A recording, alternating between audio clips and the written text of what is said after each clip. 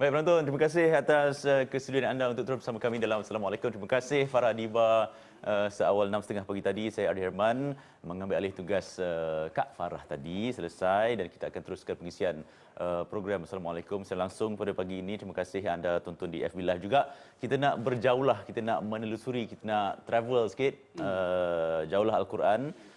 Hari ini kita boleh, siapa yang ada mushaf mungkin boleh buka muka surat 70. Muka surat 583 surah An-Nazi'at. Saya bersama dengan Ustaz Muhammad Azli Abdullah Al-Hafiz, pengurusi Musalla Ar-Raudhah bersama kita. Assalamualaikum Ustaz Wolverine. Assalamualaikum warahmatullahi wabarakatuh. Khabar sihat? Alhamdulillah. Okey sayang, betul saya sebut Nazi'at. Betul, Nazi'at.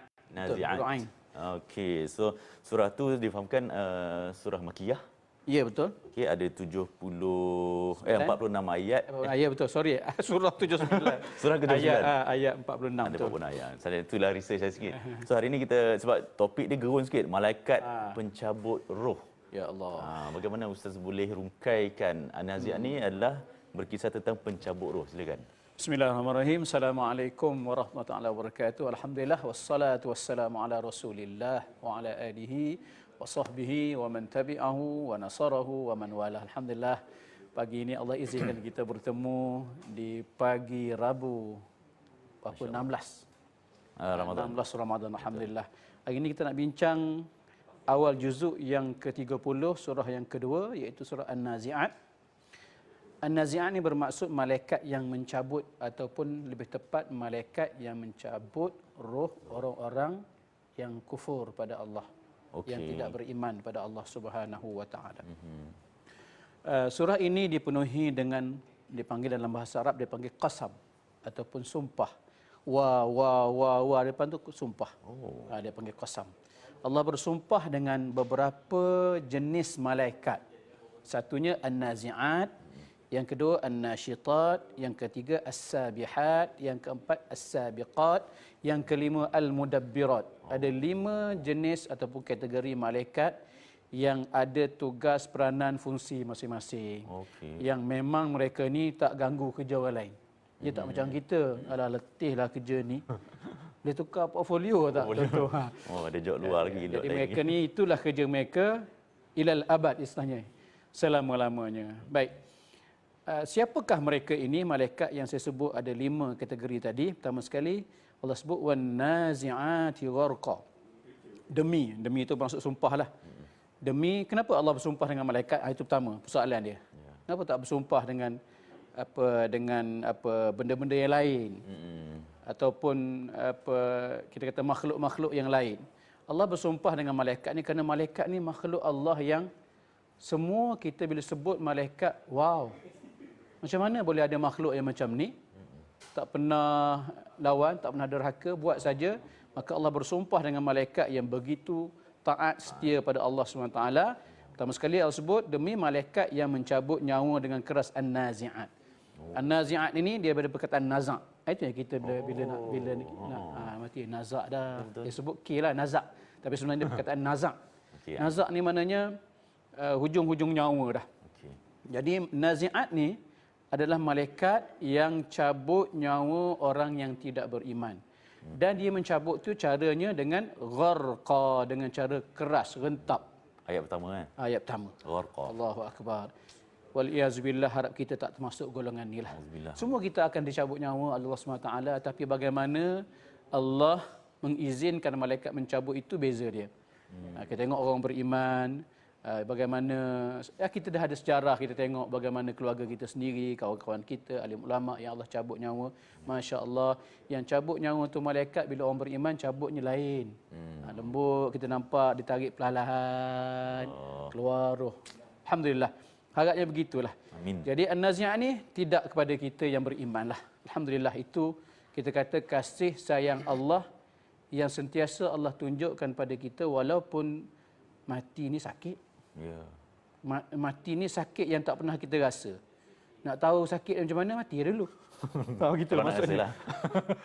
Kalau berani mati dulu. Allah waliyazubillah, agaknya Allah panjangkanlah umur, jangan Allah rentak pada ketika inilah. Baik, kemudian yang kedua pula Allah bersumpah dengan wan-nashitati nashta. dan demi malaikat yang mencabut nyawa dengan lembut. Yang inilah saya sebut tadi, nasyitah ni malaikat yang tugas dia, peranan dia, portfolio dia cabut nyawa orang-orang yang beriman dengan cara yang lembut. Mungkin ada kita teringat satu ketika bila saya sebut ni, mungkin teringat, mungkin tok kita ke, nenek kita ke, mak kita, ayah kita pernah, mungkin nampak pergerakan tu. Daripada pergerakan tu, daripada dia akan macam saya sebut sikitlah. Arwah mak saya nampak pergerakan tu. Dari tangan dia bergerak. Habislah nyawa dia. Perlahan ya Allah cabut. Menunjukkan kelembutan walaupun sakit. Kita nak tanya pun tak boleh tanya sebab yang mati tak pernah datang beritahu. Sakit weh. Ingat-ingat kau kalau dapat beritahu. Rasanya kita jadi baik semua. Jadi nasyitah ni yang mencabut dengan lembut. Kemudian yang ketiga pula wasabihati sabha. Demi malaikat yang turun daripada langit dengan cepat. Dia turun daripada langit itu tujuan apa? Ada tugas dia lah. Yang maknanya malaikat yang mengurus tadbir urusan Allah di langit. Okay. Dia turun, ada urusan dia turun, naik balik, turun, naik balik. Satu perkara yang perlu kita ingat, kenapa disebut Allah sebut ada malaikat kerjanya ni, ada malaikat kerja ni, nak menunjuk kepada kita bahawa betapa pentingnya urus takbir. Kerana Allah boleh dengan kuasa Allah boleh melakukan apa saja. Tapi kenapa perlu malaikat? Sedangkan Allah tak perlu kepada makhluknya untuk buat semua tu. Kerana nak menunjukkan dalam urusan seharian kita, kalau Allah menunjukkan ada urus takbirnya yang cantik, ada malaikat-malaikat yang portfolio yang pelbagai, maka kita dalam kehidupan macam tu juga. Ada bosnya, ada CEO-nya, ada pengarahnya, ada manajernya, ada engineernya. Masing-masing ada fungsi dan peranan masing-masing. Jangan engineer buat kerja ustaz. Jangan ustaz buat kerja engineer tu. Itulah lebih kurang. Baik. Demi malaikat yang turun dari langit dengan cepat. Kemudian ada juga yang menyebut sabha tu apa? Maknanya dia banyak bertasbih. Okey. Tasbih, subhanallah, subhanallah, subhanallah. Itu yang ketiga. Kategori yang keempat wasabiqati sabqa, dan malaikat yang mendahului demi malaikat yang mendahului dengan kencang. Maknanya dia pergerakan dia naik turun tu laju. Okey. Naik turun terlalu laju. Bahkan ada yang mengatakan dia urusan kita kata apa yang berkaitan dengan manusia ni dia buat tu dengan laju. Contohnya ialah tak pernah miss kan kita punya rezeki. Betul. Kerana malaikat tu laju. Kalau malaikat ni slow, bila nak sampai? Malaikat ni tak dapat lagi rezeki. Tak sampai-sampai lagi rezeki aku. Rezeki kita tak pernah putus. Walaupun kita tak bekerja sekalipun, adakah dengan tak bekerja rezeki putus? Tak, tetap jalan. Siapa?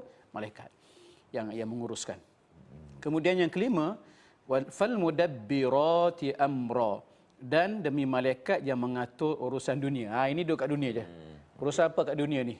Itu yang kadang-kadang kita ni kadang-kadang ada orang kata simpang malaikat 40 kan, 44 kan kata. Sebab apa?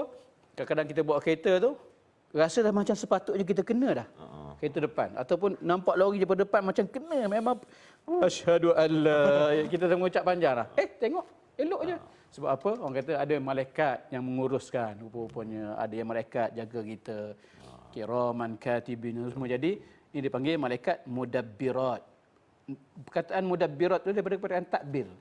Maknanya yang mentadbir urusan kita di dunia ni. Kerja dia kat dunia je. Sampai masa dia report. Itu mudabbirat. Okey, bila Allah sebut 5 malaikat ni, 5 malaikat ni sebenarnya Allah nak beritahu apa? Inilah setengah ulama kata dia punya sifat malaikat dia sebut nazi'at tu sifat, nasyitat tu sifat, sabihat tu sifat, sabiqat tu sifat. Jadi yang disifatkan tu apa? Sifat tu mahzuf.